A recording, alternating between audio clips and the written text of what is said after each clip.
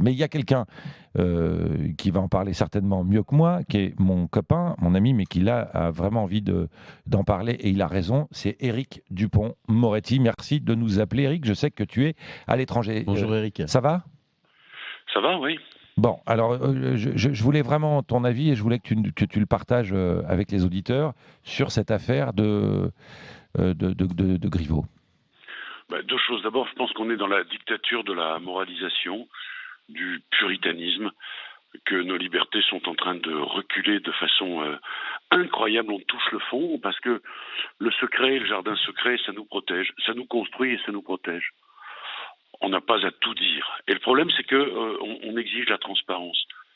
Et au fond, il n'y a que les ruisseaux qui sont transparents parce qu'ils ne sont pas très profonds. Et là, on touche vraiment, on touche le fond, mais on l'a. C'est un long processus en réalité. Ces réseaux sociaux, d'abord, on devrait les interdire chaque fois qu'ils sont anonymes. Moi, je suis absolument désolé, mais c'est devenu une poubelle à ciel ouvert. Je suis d'accord. Pour frustrer haineux, si on a quelque chose à dire, on met son prénom, son nom, on signe sa pensée, si c'est une pensée, et puis on accepte une forme de contradiction. Ça, c'est la première chose. La deuxième, c'est que, fin de s'étonner, on pousse tous des cris d'orfraie, mais c'est quelque chose qui est annoncé. Il y a un comportement de nouveaux journalistes. Alors moi, je ne dis pas le journalisme, parce qu'il y a autant de journalisme qu'il y a de journalistes, mais par exemple, quand on diffuse sur Mediapart, c'est ma bête noire Mediapart. Oui, bon, on est deux. Quand on diffuse les enregistrements illégaux dans le dossier Benalla, mais quel est celui d'entre nous qui accepterait qu'on diffuse les conneries qu'on peut raconter avec des copains à un table. enregistrement en 12D, mais personne. Et quand on voit des émissions qui sont faites au nom de la vérité, au nom de l'investigation, où on utilise la caméra cachée, sont d'ailleurs des méthodes interdites à la police républicaine. Et tout le monde est friand de ça. Donc on va vers ça. Et on oublie, c'est vrai, tu l'as dit Philippe, il y a eu des suicides de mômes. Ouais. Et la justice n'est pas en reste. Elle exige elle aussi la transparence. Parce que ce qui est secret aujourd'hui devient suspect. Voilà dans quelle époque on vit. Et donc le secret professionnel des avocats n'existe plus. Il a été anéanti par un arrêt, mais scélérat. Le secret de la confession, le secret médical recule, tous les secrets. Il faut tout dire. Il faut Absolument. tout raconter. Ouais.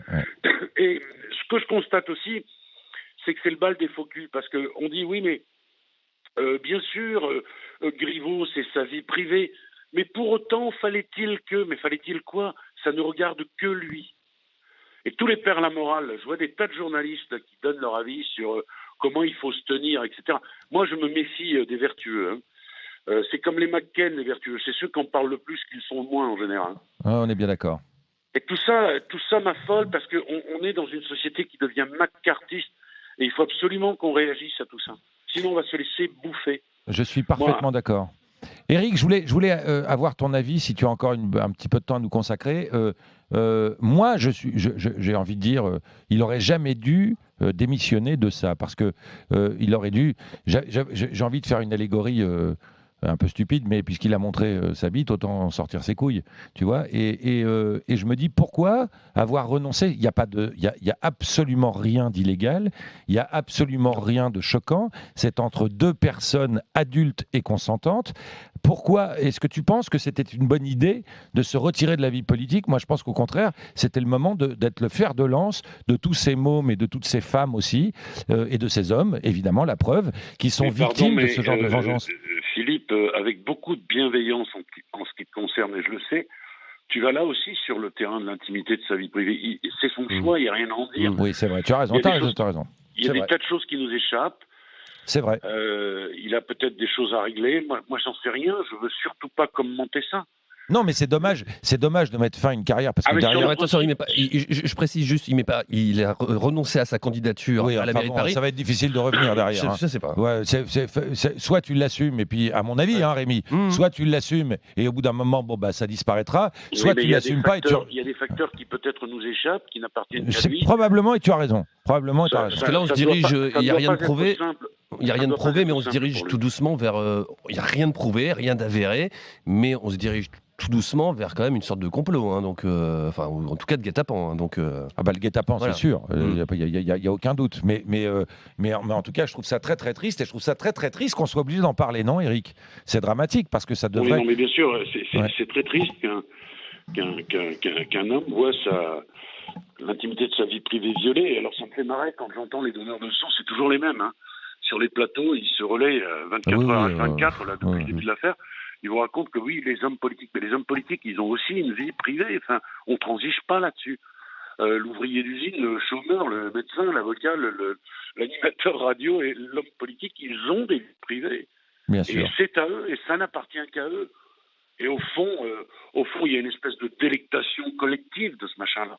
Ouais, ce qui est On très attend triste. ça avec une forme de gourmandise, et c'est une gourmandise malsaine à l'évidence. Mais ce qui est très triste, parce que du coup, plein de gens vont plus oser le faire. Or, il n'y a rien de malsain là-dedans. Je le dis et je le répète. On n'est pas on n'est pas au Oui, bien sûr. XVIe siècle où tout d'un coup la masturbation, juger, c'est mais la masturbation d'abord, c'est pas interdit, c'est même recommandé et on a le droit de le faire à deux. Et du coup, il y a plein de gens qui vont avoir peur et je trouve ça dommage. Voilà, je trouve ça tragique et dommage. Merci infiniment, Éric Dupond-Moretti, de nous avoir appelés. Je sais que tu es loin et que tu pourras faire et que tu as pris le temps d'appeler RMC et je t'en remercie. Je t'embrasse, Philippe. Moi aussi, très fort. Et merci d'avoir été avec nous dans Au le revoir, louche à Eric. affiche sur RMC. Il n'y a rien à faire. Il dit mieux les choses que Ben nous. oui, hein, mais c'est bien de le laisser parler, justement. Oui, oui, c'est une c'est- sorte de métier et de talent. Ouais, ah bah ça, il en a à revendre. Merci en tout cas de ce témoignage. Pardon de ce moment de sérieux, mais en Mais même temps. t'avais envie, ce matin tu l'as dit, Bah je oui, veux en parce parler. qu'on voilà, vit dans un voilà. pays où, encore une fois, on monte les gens les uns contre les autres. C'est tout ce que je déteste. Je déteste la délation, je la hais. Et je hais ce type-là, cette espèce de russe qui est soi-disant un réfugié politique parce qu'il compterait Poutine et qui vient maintenant en France dire qu'on est comme chez Poutine. Enfin bon, ça s'appelle juste un fouteur de merde. Voilà.